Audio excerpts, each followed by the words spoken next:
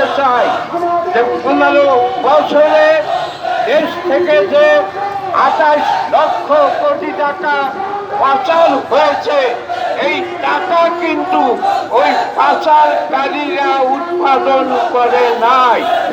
এই টাকার মালিক এদেশের জনগণ। এই টাকা বানিয়েছে এদেশের কৃষক, এই টাকা বানিয়েছে এদেশের শ্রমিক। আর শ্রমিক, কৃষক এবং মানুষের যে সম্পদ, সেই 28 লক্ষ কোটি টাকা বিদেশে পাচার করেছে মন্ত্রী, এমপি, আমলা আর ব্যবসায়ীরা। আমরা তাই এই বর্তমান সরকারের কাছে দাবি জানাতে চাই, অবিলম্বে এই 28 লক্ষ কোটি টাকা, 50 টাকা দেশে ফেরত আনতে হবে। আমাদের দাবি, এই টাকা দিয়ে আমাদের এখানে যে 26টি পাটকল বন্ধ রয়েছে, যে 64টি সুতাবস্ত্র কল বন্ধ রয়েছে, যে 9টি চিনি কল বন্ধ রয়েছে, বন্ধ ঘোষিত পাট, সুতাবস্ত্র এবং চিনি কল আবার চালু করতে হবে। আমাদের দাবি, এই টাকা দিয়ে প্রত্যেকটি উপজেলায় কমপক্ষে একটি করে কৃষি নির্ভর শিল্প স্থাপন করতে হবে, যার মধ্য দিয়ে বাংলাদেশ বেকারত্বের অভিশাপ থেকে মুক্তি পাবে, দেশ এগিয়ে যাবে। আর একই সাথে বর্তমান সরকারকে অনুরোধ করব, যাতে তারা ওই আল্লাহ কামলাদের বিভিন্ন প্রেসক্রিপশনের মাধ্যমে দেশ বিরোধী কোনো সিদ্ধান্ত গ্রহণ না করে।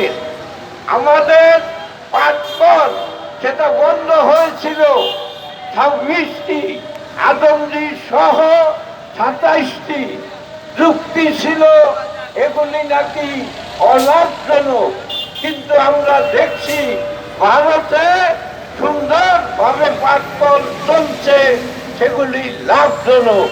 এই পাটকলগুলো অলাভজনক হওয়ার কারণ, যেটা বিজিএমসি সরকারের কর্মকর্তারা চালিয়েছেন, তারা ভরা মৌসুমে, পাটের মৌসুমে তারা পাট কেনেন নাই। তারা পাট কিনেছেন আড়তদারদের কাছ থেকে। পরবর্তী 3 মাস পরে পাটের যে দাম, তার চাইতে 3 গুণ টাকা বেশি দিয়ে তারা পাট কিনেছেন। তারা পাট কিনেছেন ওই ফরিয়াদের কাছ থেকে। সময় মতো পাট কিনলে যেটা ভালো মানের পাট কেনা যেত, আড়তদার ফরিয়াদের কাছ থেকে 3 গুণ বেশি দামে খারাপ পাট কিনে বাংলাদেশের পাট শিল্পকে তারা ধ্বংস করে দিয়েছে। আমাদের চিনি কল বন্ধ হয়েছে, যুক্তি একটাই, সেটি হলো সেই চিনি কল নাকি অলাভজনক। যখন হাত কাটা হয় তখন সেটা স্থানীয় চিনি কলে না নিয়ে দেখা যায় যে তারা আড়তে 1 মাস রাখেন, আর সেই যে জায়গায় চিনি কল এবং যে জায়গার চিনি, সেখানে ওইটা ওই কলে না দিয়ে সেখান থেকে আর এক জেলায় পাঠান। এতে করে চিনির যে আমাদের চিনির যে আখের যে রস, সেই আখের রস কাটার পরে যখন 2 মাস 3 মাস এই আমলাদের কারণে যখন শুকিয়ে যায়, তখন স্বাভাবিকভাবে চিনি উৎপাদন অর্ধেক বা 3 ভাগের 1 ভাগে নেমে আসে। এগুলি ছিল আমাদের পাট, সুতাবস্ত্র আর চিনি কল বন্ধের কারণ। আর কখনো কখনো সেই আমলারা তারা আগে যদি আপনারা দেখেন আদমদীতে যত অফিসার ছিল, ডিসিএমসিতে যত অফিসার আছে, সকলে ঢাকা শহরের ওই উত্তরা গুলশানে বাড়ি তো আছেই, এদের অনেকে একাধিক বাড়ি, এমনকি এদের অনেকে বেগমপাড়া, কানাডা, অস্ট্রেলিয়ায় তারা বাড়ি করেছে, টাকা লুণ্ঠন করে, দুর্নীতি করে, আর অভিযোগ দিয়েছে ইউনিয়নের উপরে।